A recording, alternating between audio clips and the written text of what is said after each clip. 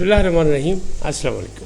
ابتدا رب العزت کے نام سے جس نے جان دی جہان دیا، اور درود و سلام محمد والے محمد پر. آئین کے ساتھ ناصر نقوی حاضر خدمت ہے. ناظرین، نوک جھوک اتار چڑھاؤ سیاست میں ہوتا رہتا ہے، لیکن ایک آسمانی آفت آئی ہوئی ہے. دوسری جانب دہشت گردی ہے، تیسری جانب ملک کی معیشت ہے، چوتھی جانب سیاسی عدم استحکام. ان تمام باتوں پر اگر آپ ایک پاکستانی کی حیثیت سے غور و فکر کریں تو انسان بعض اوقات بڑا پریشان ہو جاتا ہے. لیکن دنیا اسی گورکھ دھندے کا نام ہے. دنیا میں یہی سب کچھ ہوتا ہے، چاہے ترقی یافتہ ملک ہو، چاہے اپنا غیر ترقی یافتہ یعنی ترقی پذیر. فرق صرف پرسنٹیج کی فرق پڑتی ہے اور کچھ بھی نہیں ہوتا. تو بات کریں گے کہ گارنٹی کی بات میں نے کی تھی نا، کہ گارنٹی نہیں مل رہی، ورنہ حضرت جناب مرشد اعظم عمران خان کے معاملات بہتر ہو جاتے ہیں. تو گارنٹی مانگ رہے تھے پہلے طاقتور، اب گارنٹی دوسروں نے مانگ لی. تو خبر یہ ہے کہ اقتدار کی گارنٹی پھر معافی. پہلے بات یہ آئی تھی کہ مصالحت اور سچے دل سے معافی. اب بات یہ ہے سامنے آئی کہ اقتدار کی گارنٹی پھر معافی. دوسری جانب سہیل وڑائی صاحب، ان کے کالموں کی بڑی ہلچل ہے. وہ کیوں ہلچل ہے، کیا ہے؟ تو پی ٹی آئی نے بڑا برا منایا ہے ان کی باتیں، اور وہ کیا کہتے ہیں ان کاموں کو بھی آپ کو بتائیں گے. رانا ثناء اللہ کی لاٹری نکل آئی اور آسمانی آفت اور دہشت گردی. ان تمام چیزوں پہ آپ سے بات کروں گا. لیکن ایک اور بات بھی ہے کہ بھارت میں بے روزگاری کا طوفان آنے والا ہے. یہ میں آپ نہیں کہہ رہے، یہ نیو یارک ٹائم نے خبر چھاپی ہے، تجزیہ چھاپا ہے، اس سے بھی آپ کو آگاہی دوں گا. اور اس کے ساتھ ہی ایک سابق وزیر اعلیٰ کے وارنٹ گرفتاری بھی جاری ہو گئے. لیکن پہلے آپ سے گزارش کہ آئین کو سبسکرائب کریں، لائک کریں، گھنٹی کا بٹن دبانا نہ بھولیں، اپنی قیمتی رائے کا اظہار بھی کریں اپنی شخصیت کے مطابق. جی ناظرین، پہلی بات یہی کرتے ہیں کہ سابق وزیر اعلیٰ کون ہے. تو جناب سابق وزیر اعلیٰ پنجاب ہیں پرویز الہی صاحب. منی لانڈرنگ کا کیس ہے اور عدم تعاون یا عدم پیروی پر ان کے وارنٹ گرفتاری جاری کر دیے گئے، لیکن ناقابل ضمانت نہیں ہے. تو یہ ہوا. تاہم جب ان کا نام آیا، نامی آیا، تو پھر لوگوں کو ایک دم عثمان بزدار یاد آ گیا کہ وہ بھی تو سابق وزیر اعلیٰ ہے. وہ کہاں ہے؟ وہ کیسے محفوظ ہاتھوں میں؟ بھائی یہ گل لکی رہن دو، ابھی پردے والی کسی وقت آئے گی، اوپن ہوگی. لیکن جنہوں نے اس کو بے نقاب کرنا ہے وہ بھی انتظار کر رہے ہیں کسی اچھے وقت کا، اور وہ آرام سے بیٹھے ہوئے. حالانکہ ان کے نام سے بہت سی کہانیاں، ان کے نام پہ ہی بشرا بی بی کی باتیں بھی ہوتی ہیں، ان کے نام پہ ہی پنجاب میں جتنی بھی کرپشن ہے اس پہ عمران خان پہ الزام رکھتے ہیں. لیکن وہ محفوظ ہاتھوں میں بالکل مزے سے ہیں. بہرحال آنے والا وقت جو ہے وہ بتائے گا کہ وہ کہاں ہیں، کیسے ہیں، اور یہ بھی کہانی بے نقاب ہوگی. بات کرتے ہیں رانا ثناء اللہ کی لاٹری کی. تو جناب اعجاز چودھری سینیٹر جو تھے پی ٹی آئی کے، وہ 9 مئی کے کیسز میں ان پہ سزائیں ہو گئی، نااہل ہو گئے، ان کی سیٹ ختم ہو گئی. لہٰذا سینٹ کے الیکشن پھر سے ہوں گے، اور اس الیکشن کے لیے مسلم لیگ نون نے رانا ثناء اللہ کو سینٹ کا امیدوار نامزد کر دیا. تو یقیناً اس وقت جو پوزیشن اس میں وہ جیت جائیں گے. پھر ظاہر ہے ان کی منسٹری بھی باقاعدہ ہو جائے گی. ابھی تو مشیر وزیر اعظم ہے اور وہ ایک اہم آدمی ہے مسلم لیگ نون کے، لیکن اس بار وہ فیصلہ آباد سے ان کا صفایا ہو گیا تھا. تاہم مسلم لیگ نون نے ان کی قدر کی اور ان کو یہ دیا تھا. اب بات کرتے افسوسناک جو ہے آسمانی آفت. تو ابھی مزید دوست پھیلانے کے پی کے میں، آزاد کشمیر میں، گلگت بلتستان میں، اور یہ بھی کہا جا رہا ہے کہ یہ پنجاب میں بھی کہیں کہیں ہو سکتا ہے. جیسے چکوال میں آیا تھا نا کہ بادل پھٹ گئے تھے تو مصیبت پڑ گئی تھی. تو پنجاب والوں کو بھی الرٹ جاری کر دیا گیا کہ جو لوگ ندی نالوں کے قریب ہیں یا پانی کی گزرگاہوں کے قریب ہیں، جہاں پلازے بنا لیے یا گھر بنا لیے یا کھیتی باڑی کر رہے ہیں یا مال مویشی رکھا ہے، ان کو بھی کہا ہے ہوشیار ہو جاؤ ورنہ مارے جاؤ گے.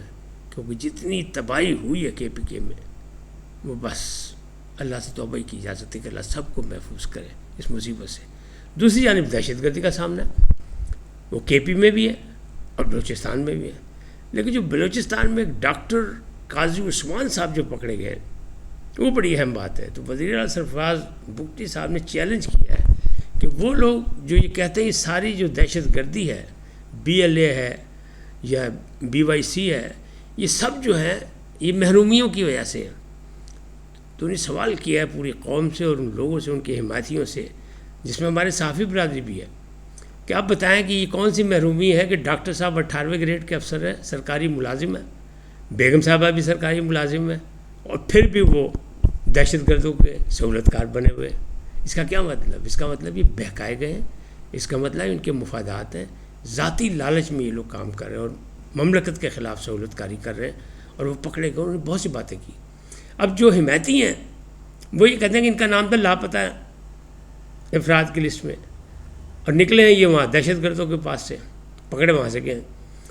تو ان کا دعویٰ یہ، جس میں حامد میر بھی ہیں اور وہ مزاری بھی ہیں، وہ جو ایمان مزاری ہیں اور بھی ہیں 2-3، وہ یہ کہتے ہیں کیا پتہ ان کا بیان اصلی بھی ہے کہ نقلی کے زبردستی دلایا گیا. یعنی شک ان پہ کیا جا رہا ہے، اسٹیٹ پہ شک کر رہے ہیں، ان پہ شک نہیں کر رہے جنہوں نے بیان دیا. بہرحال یہ چیزیں ہوتی رہتی ہیں. تو اللہ تعالیٰ ہمیں دہشت گردی سے بھی محفوظ کرے. ہماری پاک افواج جو ہے پوری ذمہ داری سے یہ کام کر رہی ہے، ان کا آپریشن ہو رہے ہیں اور خفیہ ایجنسیوں کی اطلاع پر ہو رہے ہیں. KP میں بھی اور یہاں بھی باجوڑ میں بھی ہو رہا تھا، لیکن وہاں پہ بھی جناب وہ جو آفت آسمانی آ گئی، یعنی پانی اور جو بادل پھٹے، تو اس سے مصیبت بالکل اور ہو گئی، چینج ہو گئی. تو اللہ اس پہ بھی رحم کرے. اب بات کرتے ہیں سہیل وڑائچ کے کالموں کی ہلچل. سہیل وڑائچ صاحب نے بیلجیم میں برسل میں ملاقات کی، پہلی ملاقات ہے کسی جرنلسٹ کی. لوگ ان پہ نشانی لگا کے بیٹھے کہ بھائی ڈیوٹیفل صحافی سے انہیں ڈیوٹی دیتی، اور یکے بعد دیگر 3 کالم لکھ دیا. آج تیسرا کالم بھی چھپ گیا ان کا، اور اس میں مسلسل مشورے دیے جا رہے ہیں معافی تلافی کی، جان ہے تو جہان ہے، اور بھٹو صاحب کی پھانسی کی بات کی جا رہی ہے. تو PTI کے جو چاہنے والے ہیں وہ بڑے ناراض ہیں. تاہم جو سینئر تجزیہ کار ہیں، جو مبصرین ہیں، ان کا کہنا یہ ہے کہ یہ پیغام دیا گیا ہے باقاعدہ، یعنی سہیل وڑائچ صاحب کے ذریعے یا سہیل وڑائچ صاحب کے کالموں کے ذریعے ان طاقتوں کو جو فین کلب میں عمران خان کے عمران خان سے کوئی نہیں تعلق، جو ان کے حمایتی ہیں، جو ان کے ساتھی ہیں، جو ان کی سہولت کا، ان کو کہ بات ایسے نہیں بنے گی.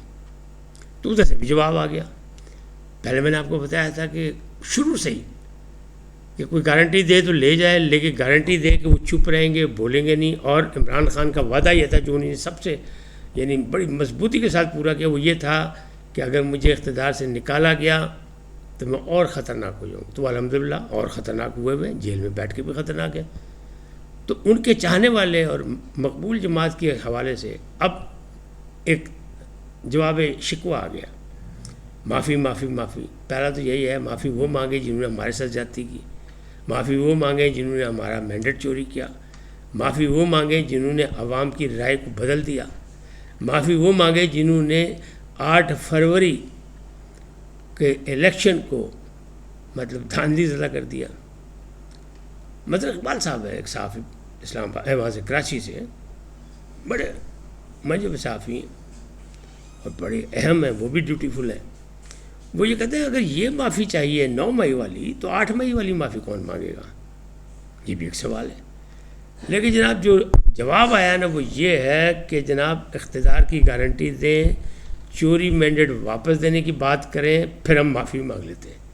یعنی پھر معافیاں مانگ لیں گے ایسے کہ 9 مہینے ہوگی غلطی، کوئی گل نہیں جناب، ہو جائیں ایسا.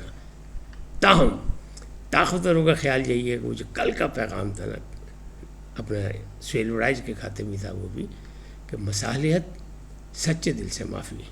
اور سچے دل سے معافی کی امید اس لیے نہیں کہ وہ جو جھوٹ سچ کی مشین تھی اس کا تو سامنا مرشد اعظم نے کیا نہیں، پیٹرنی چیف نے نہیں کیا، اسی وجہ سے ان کو ضمانتیں ان کی کینسل ہوگی لاہور کی عدالت سے. تو اب سچے دل کا کیسے پتہ لگے گا کہ سچے دل سے معافی؟ تو وہ انہی نے جواب دے دیا، جواب شکوہ میں آ گیا کہ ہاں جی سچے دل کا پتہ لگ جائے گا کہ اگر آپ اقتدار واپس کر دیں، ہمارا لوٹی ہوئی سیٹیں واپس کر دیں مقدمات واپس لے لیں، ظلم و ستم ہم پہ ختم کر دیں جو ہمارے سے زیادتی ہو رہی ہے، تو ہم 9 مئی پہ معافی مانگ لیں گے۔ تو بھائی یہ اتنی سودا اس طرح نہیں ہونا، کیونکہ حفیظ اللہ نیازی صاحب کہتے ہیں کہ طاقتور زور سے، زبردستی سے نہیں، زور سے، طاقت سے وہ چاہتے ہیں کہ 9 مئی پر معافی مانگی جائے، اور پھر اس کا جواب بھی وہ دیتے ہیں حفیظ اللہ نیازی جو بہنوئی ہیں عمران خان صاحب کے، وہ یعنی برادر اللہ ہے، ان کا جواب یہ ہے کہ اور عمران خان اتنا ضدی ہے کہ وہ معافی نہیں مانگے گا۔ اس وقت تک اتنا ہی ہے، کل کیا صورتحال ہوگی وہ الگ بات ہے، اور اگلے سال تک کیا ہوگی۔ افواہیں تو آتی رہتی ہیں، خبریں بنتی رہتی ہیں، خبریں آتی ہیں، افواہیں ثابت ہو جاتی ہیں، یہ سب کچھ سلسلہ چلتا رہے گا، لیکن سیاسی عدم استحکام کا بھی خاتمہ ہونا چاہیے۔ اس پہ بڑی سنجیدگی سے دونوں جانب سے غور کیا جا رہا ہے۔ میں نے آپ کو بتایا تھا کہ خفیہ مذاکرات بھی ہو رہے ہیں، یعنی پس پردہ مذاکرات بھی ہو رہے ہیں، کوئی راستہ نکالنے کی کوشش کی جا رہی ہے، اور اپنے قومی دھارے میں رہنے کے لیے پی ٹی آئی بھی اور اس کے جو اہم لیڈر ہیں وہ بھی کوشش کر رہے ہیں کہ کسی طرح مرشد اعظم کو راضی کر کے کر لیں، لیکن کم مشکل ہے، تاہم ناممکن تو کوئی چیز نہیں ہوتی۔ اس وقت تک اتنے ہی، پھر ملیں گے نئے موضوع کے ساتھ۔ جاتے جاتے آپ سے درخواست آئی ہے ان کو سبسکرائب کریں، لائک کریں، گھنٹی کا بٹن دبانا نہ بھولیں، اور اپنی قیمتی رائے کا اظہار اپنی شخصیت کے مطابق کریں۔